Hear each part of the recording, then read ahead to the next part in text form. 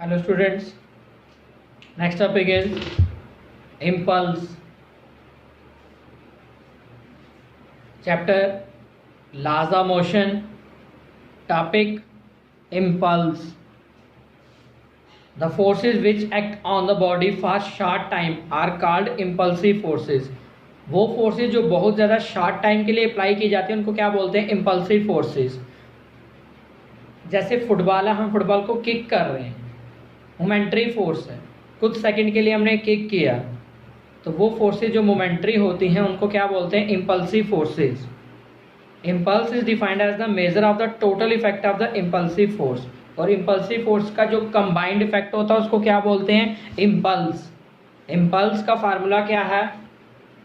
Impulse equal to force into time. Impulse का basic formula क्या है? Impulse equal to force into time. According to Newton second law. Newton second law आपने पढ़ा. Force किसके directly depends करती है? Rate of change of momentum with respect to time. आपने Newton का सेकेंड लॉ पढ़ा अभी. फोर्स किसके डायरेक्टली डिपेंड्स करती है? Rate of change of momentum with respect to time. Cross multiply करिए. F vector dot d vector equals to dp vector. Integrating both side, दोनों तरफ इंटीग्रेट करिए. देखिए इंटीग्रेशन का मतलब क्या होता है. जैसे यहाँ पे डीपी है, डीपी क्या रिप्रेजेंट कर रहा है? Small momentum. ये डीपी है, डीपी क्या रिप्रेजेंट कर रहा है? Small momentum, small change in momentum. अगर आपको होल मोमेंटम चाहिए तो क्या करेंगे आप? Integrate both side. ये इंटीग्रेशन का सिंबल है एफ डी टी. यहाँ पे भी इंटीग्रेशन का सिंबल लगेगा dp. Limit with respect to time कर रहे हैं हम. Integration with respect to t, with respect to time. Initial time कितना है? 0. फाइनल टाइम कितना है? टी. हम इंटीग्रेशन कर रहे हैं with respect to p, that is momentum. Initial momentum कितना है? p1. फाइनल मोमेंटम कितना है? p2. Initial momentum p1, final momentum p2. Next step, हम इंटीग्रेशन कर रहे हैं विद रिस्पेक्ट टू टी. हम इंटीग्रेशन कर रहे हैं विद रिस्पेक्ट टू टी, तो f कांस्टेंट है, टेकन आउटसाइड. f को बाहर शिफ्ट कर दीजिए. यहाँ पे क्या आएगा? Integration of dt. लिमिट क्या है? 0 से t. उस तरफ क्या चल रहा है? Integration of dp. d क्या होता है? डिफरेंशिएशन. ये किसका सिंबल है? इंटीग्रेशन का. Integration and differentiation are reciprocal to each other. ये किसका सिंबल है? डिफरेंशिएशन का. d represents differentiation. ये किसका सिंबल है? इंटीग्रेशन का. Integration and differentiation are reciprocal to each other. तो ये दोनों एक दूसरे को क्या कर देंगे? कैंसिल कर देंगे. ये दोनों कैंसिल हो जाएंगे. तो क्या बचेगा यहाँ पे? t. लिमिट क्या दी हुई है? p1 से p2. इसी तरह यहाँ पे इंटीग्रेशन और डिफरेंशिएशन क्या हो जाएंगे? कैंसिल. तो यहाँ पे क्या आएगा? t. लिमिट क्या दी हुई है? 0 टू t. वहां पे लिमिट पुट करिए. लिमिट कैसे पुट करते हैं? Upper limit minus lower limit. Upper limit कितनी है? p2, तो p की जगह p2 लिखिए. लोअर लिमिट कितनी है? p1, तो लोअर लिमिट की जगह p1 लिखिए. इसी तरह यहाँ पे f, अपर लिमिट कितनी है? t, लोअर लिमिट कितनी है? 0. यहाँ पे p2 माइनस p1.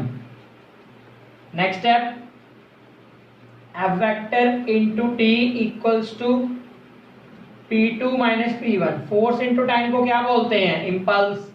तो इम्पल्स की वैल्यू किसके इक्वल आ गई? p2 minus p1. तो देखिए यहाँ पे फोर्स इंटू टाइम को क्या बोलते हैं? इम्पल्स. तो हमने इम्पल्स की जगह क्या लिख दिया? Force into time. तो इम्पल्स की वैल्यू किसके इक्वल आ गई? p2 minus p1. यहाँ पे इम्पल्स की वैल्यू किसके इक्वल आ गई? p2 minus p1.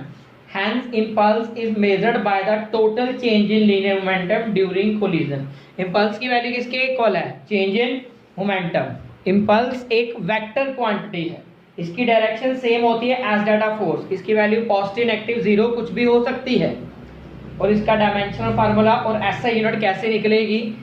इम्पल्स का फार्मूला अभी आपने पढ़ा, किसके इक्वल आया था? Force into time.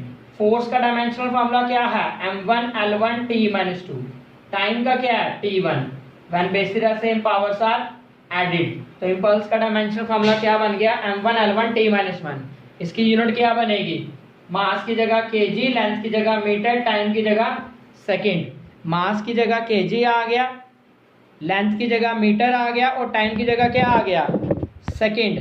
तो देखिए इसकी यूनिट ध्यान से, I equal to F into T. Force का डायमेंशनल फार्मूला क्या होता है, m1 l1 t - 2। टाइम का क्या होता है, t की power 1 when base same powers are added. Mass की यूनिट किलोग्राम, लेंथ की यूनिट मीटर, टाइम की यूनिट सेकेंड। तो ये आपने क्या टॉपिक पढ़ा बच्चे, this is the topic for impulse. Impulse की बेसिक वैल्यू क्या होती है, फोर्स इंटू टाइम। फोर्स किसके डायरेक्टली डिपेंड्स करता है, dp upon dt। Cross multiply करिए, f into d t equals to d p. Integrating both sides, f हम integrate कर रहे हैं with respect to t, f constant taken outside, f constant taken outside. हम integration कर रहे हैं with respect to p। Integration और differentiation एक दूसरे के रेसिप्रोकल होते हैं, दोनों एक दूसरे को क्या कर देंगे, कैंसिल कर देंगे। तो क्या बचेगा, p। लिमिट पुट करिए, अपर लिमिट कितनी, t, लोअर लिमिट 0, t की limit, upper limit p2, lower limit कितनी है, p1। फोर्स इंटू टाइम को क्या बोलते हैं, इम्पल्स। फोर्स इंटू टाइम को क्या बोलते हैं, इम्पल्स। इम्पल्स की वैल्यू किसके इक्वल आ गई, change in linear momentum. Dimensional formula, impulse का फार्मूला क्या है, फोर्स इंटू टाइम। फोर्स का डायमेंशनल फार्मूला क्या होता है, m1 l1 t - 2। टाइम का t1 when basis same powers are unit added. Mass की यूनिट kg, लेंथ की यूनिट मीटर, टाइम की यूनिट सेकेंड। कोई डाउट? Thank you students.